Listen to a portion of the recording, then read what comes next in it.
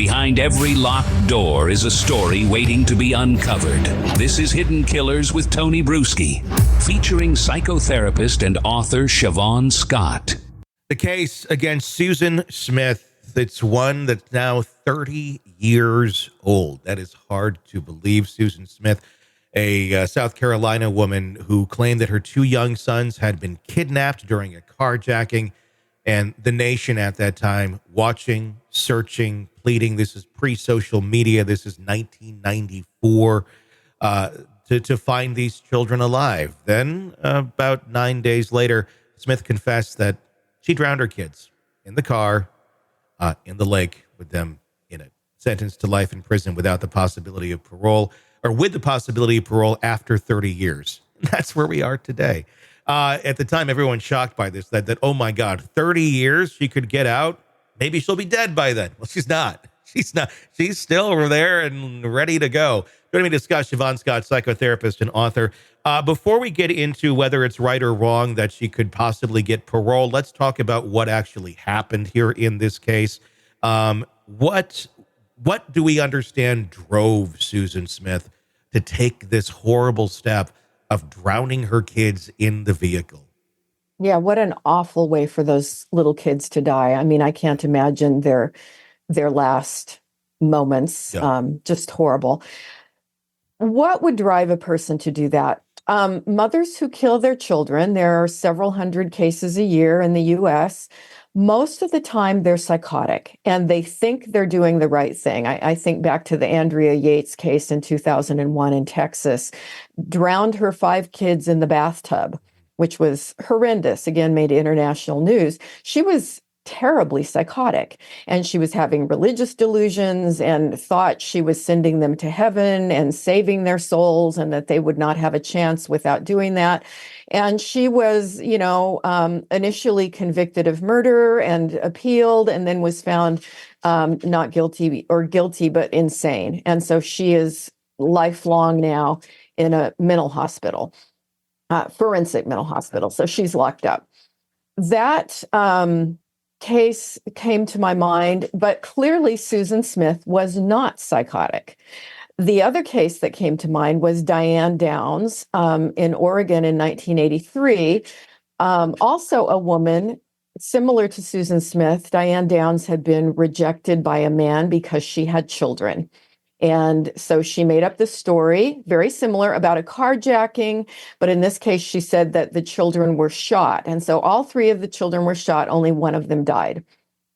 With Diane Downs, who had extensive psych testing, it was found that she had a severe personality disorder. And I think that's what we're looking at with Susan Smith. So the cases of mothers killing their children, first, the most common, they're psychotic. So they're having delusions and hallucinations. The next most common is they're going through a divorce and it's a revenge situation. And often they plan to suicide. Mm-hmm. So it's kind of to the father, look what you made me do. And we see men do that often too. They'll kill the kids and kill themselves. But I think what we're looking at with Susan Smith is, again, there was a situation with a man she was having an affair with. She was still legally married, but separated from her husband, and was desperate to have this man in her life. And he wrote her a letter basically breaking up with her. And one of the main reasons was because he didn't want a ready-made family and didn't want to be with a woman with kids. Mm-hmm. And so we always talk about these cluster B personality disorders. And for women in that situation, it's usually borderline personality disorder. And I think with Susan, because of the dramatic show she put on for 9 days with this elaborate story about a carjacker and, her tears, I think you've got a side dose of histrionic personality disorder. She's an actress. She's a fairly good actress. And this, of course, would be something that she had had since childhood. The borderline qualities mean a person is intensely needy in romantic relationships. They have a very weak ego. They don't have a very strong sense of self. They're volatile emotionally, impulsive, can be very angry, and have very, very poor judgment, and will go to any lengths to keep a partner in life. We see it more with women. Sometimes dramatic suicide attempts in which they don't really intend to die. It's attention seeking and manipulative. I can attest to that from life. It's fairly common, but there are extremes. And Oh so my I think God. with Susan Smith, you see Yeah. an extreme case Oh, it of happens. this really bad mix of cluster B personality. Yeah, and they can be very good actresses. And so people may say, oh, but she was always a wonderful mother. Yeah. But it was about that deep. And when Yes. it came to keeping this man, she thought that this bizarre story, which again, a horrible story, saying it was a black man who carjacked her. And of course, thinking that that would make it more believable. And that's, again, an insidious thing to do. It is. And the fact that she did sit there for 9 days and was able to do this ruse, I mean, that just shows that extra level of what the disorder. I was going to say depravity because it kind of is, but but ultimately, if we're going to talk, what's driving this engine, it's that disorder. Now we're talking 30 years later. They say, I guess the prison psychologists and such, that she's rehabilitated. She's not going to be a danger out there in the free world. Her ex, who was the father of the children, has been at every hearing. She's already had 2 attempts at being paroled and failed at both of those, one in 2015, one in 2020. This is the latest coming up here in November. And he's always advocated, no, do not let her out. Is there any reason we should let her out into society? Is there any purpose to this? Knowing what we know about personality disorders and things this severe, you don't really get rehabilitated. Right. And she has proven herself to be a very adept actress and very good at manipulation. I understand that she's had multiple sexual relationships with guards.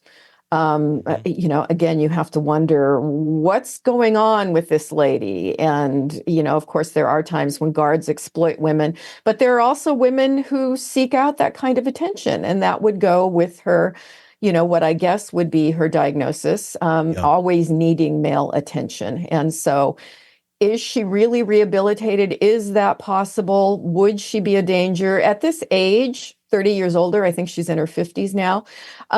Very likely, these people do tend to kind of mellow with age. I sure wouldn't let her around kids. And I personally, when I go back to the way these children died and the way she lied about it, she clearly knew what she was doing. This was not a person who had a mental illness in the sense of they didn't know what they were doing. Sure. I can see just keeping her in for life. Yeah, I don't see any positive to this. I'm not necessarily thinking, she's going to go adopt children. I don't know she could. Right. Or she's going to be necessarily seeking out to kill children. But she wants that attention. I can only imagine the lives that she still has the potential to ruin just in a relationship, in a romantic type sense, and the damage that she could attempt to cause there. Again, because this stuff doesn't go away. If this is how you think, this is how you operate, that's who you are. Yeah. And such an extreme manifestation of this kind of disorder. It's just, is it forgivable? Clearly her ex-husband does not feel that way. Yeah. I don't think it necessarily ever should be forgivable for living a life like that. So we'll see where that lands. The hearing is in mid-November, and we'll let you know that. All right, true crime addicts, let's cut the crap. You're knee-deep in the gory details of your favorite podcast when suddenly a commercial hits like a bad meal. Seriously? You deserve better. Upgrade to True Crime Today Premium Plus on Apple Podcasts, where you can binge without those annoying ads. Plus, get extended interviews that go deeper into the darkness and early access to episodes so you can be the first to know. It's like trading up from fast food to fine dining, but with more blood. So, go ahead.